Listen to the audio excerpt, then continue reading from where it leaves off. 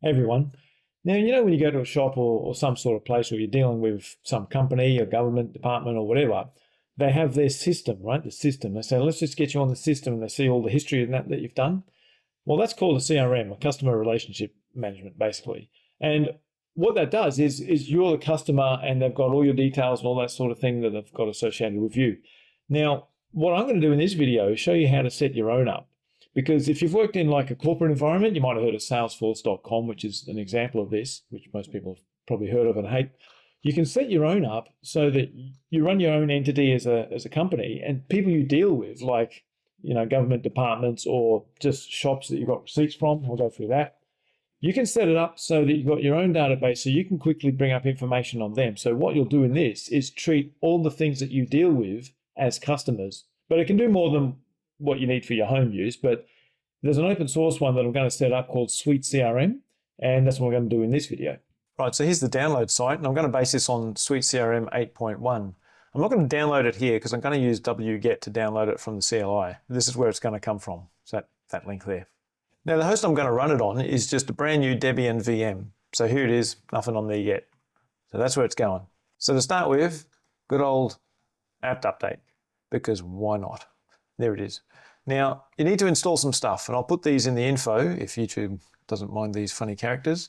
You need to put all that sort of stuff on. Let's just make that a little bit smaller so most of it fits on a line.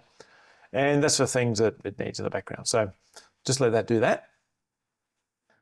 Okay, so it's almost done. That's installing like the web server and the database, that sort of thing. So now I'm just going to make a tempdir for this and get that file. So back on here, just grab the download link, just copy the link and download that. Now the reason I wanted this in a temp directory is because when you unzip this, it doesn't have a subdirectory of its own, which is kind of annoying when they do that. So you can see all the stuff just went right there. So that's why I put in that one. And to be honest, I don't need that zip file anymore. So now, because I've got nginx installed, it's got that var www directory here. So I'm going to move them into that. So sudo make the var www, and I'll call it SuiteCRM. Now I'm going to move all of that into var www SuiteCRM. But watch out, because that looks like everything, but it's not. There's some hidden files here that don't move with the normal move star. So to move them, move dot star. So make sure you also get them, otherwise you'll have problems. There's var SuiteCRM, and they're all there, and the public directory is what's actually going to be served. So that stuff there. Anyway, what I've got to do now is tell the web server, nginx, to actually serve that directory. So sudo vi, look at nginx sites available, and I'm going to make one called SuiteCRM. And here's what I'm going to put in it. There's not much. I'll put it in the info again. It's just saying to serve up from that directory that I just showed you, and also some PHP stuff here. So it actually runs. And that's it. Now that's in sites available, but what I'm going to have to do is link that nginx sites available SuiteCRM to nginx sites enabled. Oops, enabled, so it actually runs. Okay, and while I'm at it, I'll get rid of the other one, the default one, sites enabled default. Okay, now I do need to change the ownership of the files in there to be www.data and the data. Oops, get that right. Data to var SuiteCRM, like that. Now what you can do is nginx check your config. This just does it, make sure it works okay. Okay, yep, that's beautiful. So now systemctl reload nginx, spell extra, like that. So at this point in time, if you go to it, you get this sort of thing.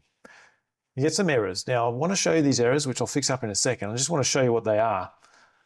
It's basically the PHP saying upload site. So by default, it's saying, yeah, 2 meg upsize, which just isn't big enough. It's saying 6. I'm going to set it to 20 anyway. And here I'm going to set that to 512 as well for memory. This one here for email, I'm not too worried about. That's, like I said, this can be a whole corporate type CRM where you send emails out to people. I'm not worried about that for home use. So I'm just going to fix up these other 2 errors. So in etc php 8.4 fpm php.ini, I can do that. I'm just going to look for post max, which is 8. I'm going to make it, as I said, I'm going to make it 20. And also upload max, make that 20. And memory limit, I'm going to make that 512, like that. Now sudo systemctl restart php 8.4 fpm.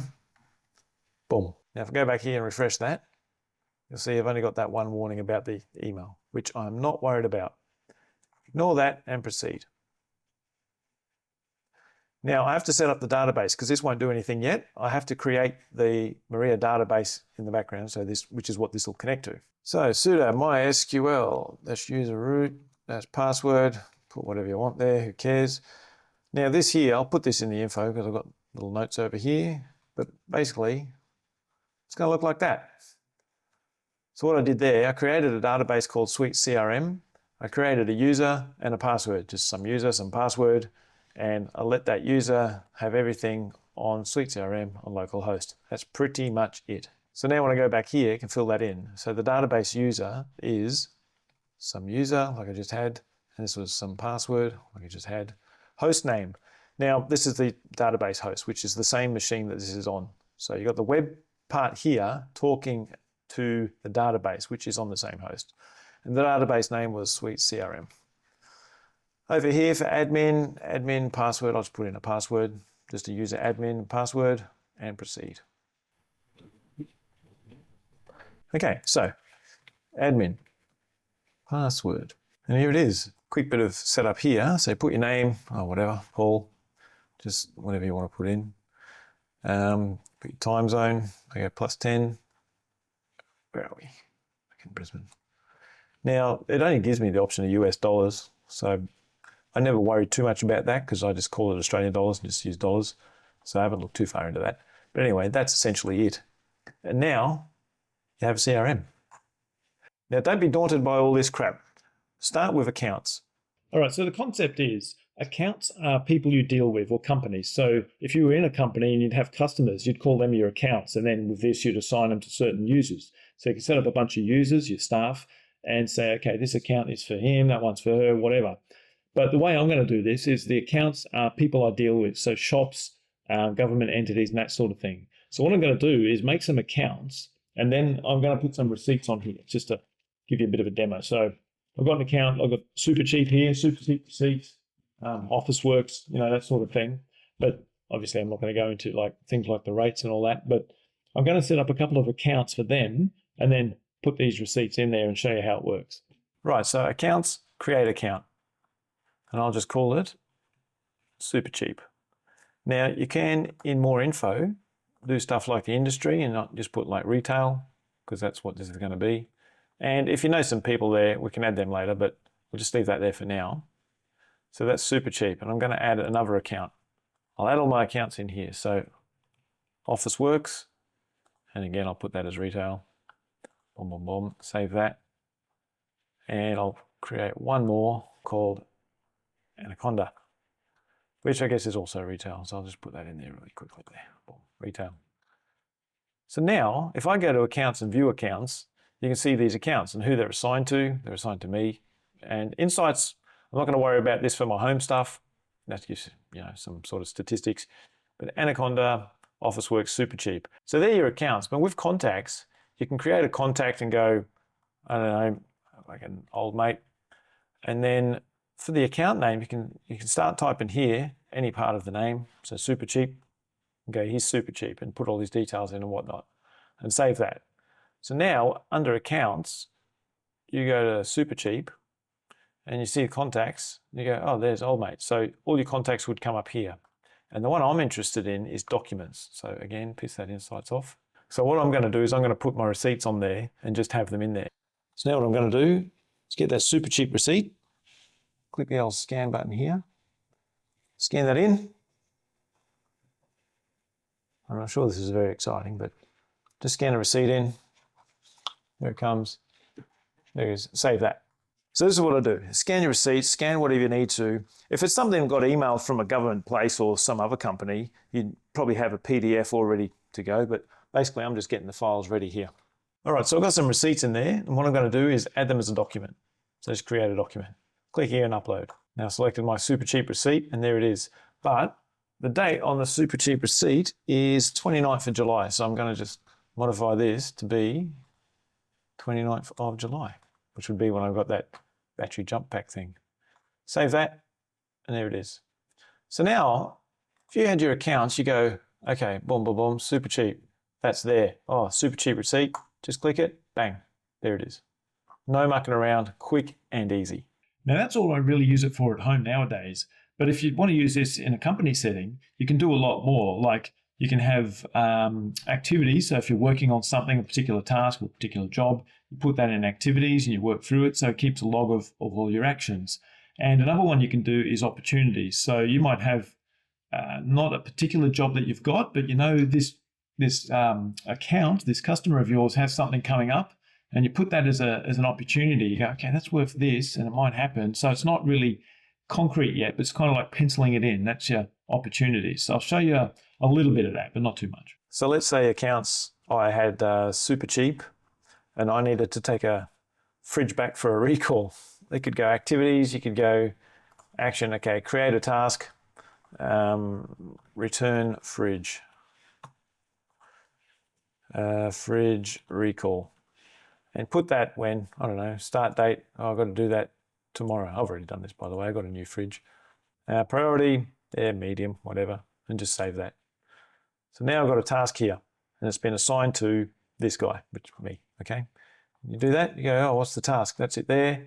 You say, oh, okay, what's the status? Well, the status is now completed. You go, completed, done, saved. Boom. So go back to your super cheap account. Nice and linkable, no activities to do. Beautiful. So that's what a CRM is. It's so you can, as a company, generally, that's what it's called, geared towards. You can keep track of all your customers and your accounts and that sort of thing, your staff and tasks and all that sort of thing.